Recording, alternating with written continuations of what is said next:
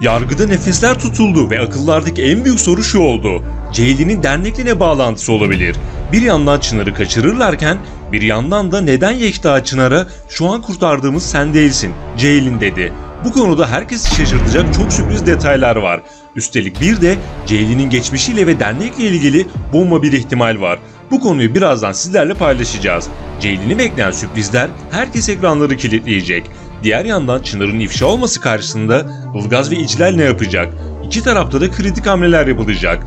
Ceylin ve Çınar bu durumdan nasıl kurtulabilir? Ayrıca ilerleyen bölümlerde Yekta'yı kötü bir sürpriz bekliyor olacak.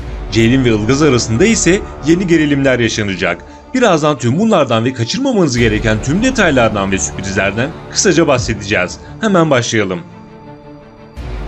İlk olarak geçtiğimiz bölümün son sahnesiyle başlayalım. Çınar ifşa olduğu için ve Ceylin Çınar'ın eczaneden ilaç aldığı görüntüleri sildiği için Yekta ile birlikte kritik bir hamle yaparak Çınar'ı saklamak üzere götürdüler. Fakat tek dertleri Çınar'ı kurtarmak değil. Yekta'nın da dediği gibi Ceylin'in de bu durumdan kurtulması gerek. Çünkü İclal Savcı söz verdiği gibi işin peşini bırakmadı ve tüm gerçekleri öğrendi.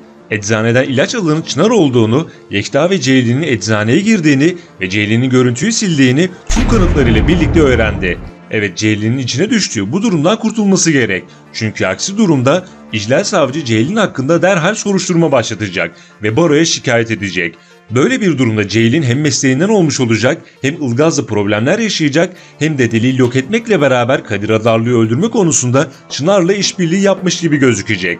İşte tüm bu nedenlerden dolayı Yekta'nın da Çınar'a dediği gibi Ceylin'in bu durumdan kurtulması gerek. Öte yandan Ceylin'le ilgili bomba bir ihtimalimiz daha var. Bu ihtimal Ceylin'in geçmişine dayanıyor. Çok eski bölümlerde Ceylin Ilgaz'a hem okuyup hem de çalıştığını ve hatta bir dernekten yardım aldığını anlatmıştı. Eğer o dernek Çınar'a ve birçok kişiye kötülük yaptıran bu dernekse işte o zaman işler bir hayli karışacak demektir. Çünkü eğer Ceylin geçmişte yine aynı dernekten yardım aldıysa karşılığında da kötü bir iş yapmış demektir. Belki de Ceylin'in dernekle bağlantısı bu olaydır. Hep birlikte izleyip göreceğiz. Şimdi gelelim diğer bomba detayları ve sürpriz gelişmelere.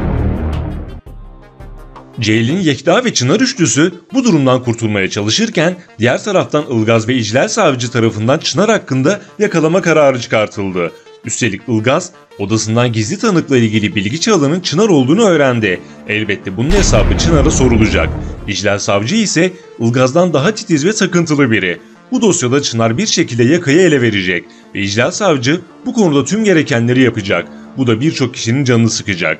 Yeni bölümde Ilgaz, derneğe ulaşmak için Cennet'in ailesinin avukatını sorguya çekecek. Çünkü derneği devreye sokan kişi ailenin avukatıydı. Bu arada Yiğit'in katili 2 video öncesi bahsettiğimiz gibi annesi Cennet çıktı.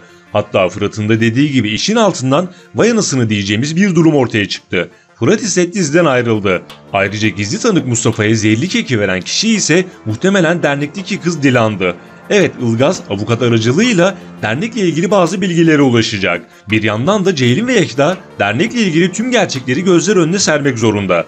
Asıl azmettiricilerin, asıl kumpas kuranların dernektekiler olduğu kanıtlanırsa işte o zaman bu durumdan hafif bir şekilde sıyrılabilirler.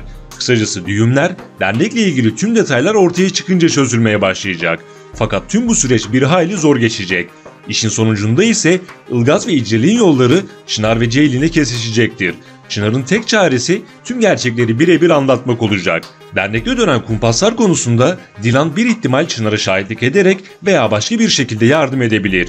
Öte yandan bir başka sürpriz senaryoda Ceylin, Ilgaz ve İclal üçlüsüyle ilgili olacak. Ceylin daha ilk dakikada Ilgaz'ı İclal'den kıskanmıştı ve şimdi ise İclal Savcı ile aralarında büyük bir gerilim yaşanıyor. Yeni bölümde Ceylin'den Ilgaz'a geçmişiyle ve İclal'le ilgili neler yaşandığını sorması bekleniyor. Bu konuda bir yüzleşme yaşayabilirler. Evet, Ilgaz ve İclal arasında bir ilişki yaşanmadı ancak hoşlantı durumu yaşanmış. Bu konudan ve geçmişte Ilgaz'la İclal'in yaşadığı olaydan önceki videomuzda tüm detaylarıyla bahsetmiştik. İzlemeyenler mutlaka izlesin. Kısacası Ilgaz'ın Ceylin'e hiç anlatmadığı olayla beraber bu ikilinin arasında kritik bir yüzleşme yaşanacak. Öte yandan Yekta'yı ilerleyen bölümlerde bekleyen kötü sürpriz ise şu: İclal Savcı Yekta'nın sahte avukat olduğunu biliyor ve geçmişte bu ikili arasında can sıkıcı bir mevzu yaşanmış. Yeni bölümlerde bu durumun ortaya çıkmasıyla birlikte Yekta için iç açıcı olmayan senaryolar yaşanacak. Öte yandan Zümrüt'ün etkisinde kalan Osman Aylin'den boşanmak istediğini söyledi ve bu konuda işler giderek karışacak. Çünkü altını çizerek bahsettiğimiz Zümrüt'ün Osman'a karşı ince planı tıkır tıkır işlemeye başlayacak ve bu işin sonunda birçok kişi zarar görecek. Yeni bölümlerde belki de en sevimli sahne Mercan'ın doğum günü kutlaması olacak. Son olarak Fırat karakterini canlandıran Alican Yücesoy diziden ayrıldı. Yeni konuk oyuncu ise sürpriz senaryosuyla Çağrı Atakan oldu. Yargı dizisiyle ilgili an be an tüm heyecanı birlikte yaşadığımız yeni videoları kaçırmamak ve anında haberdar olmak için abone olup bildirimleri mutlaka açalım. Bir sonraki videomuzda görüşmek üzere. Hoşça kalın.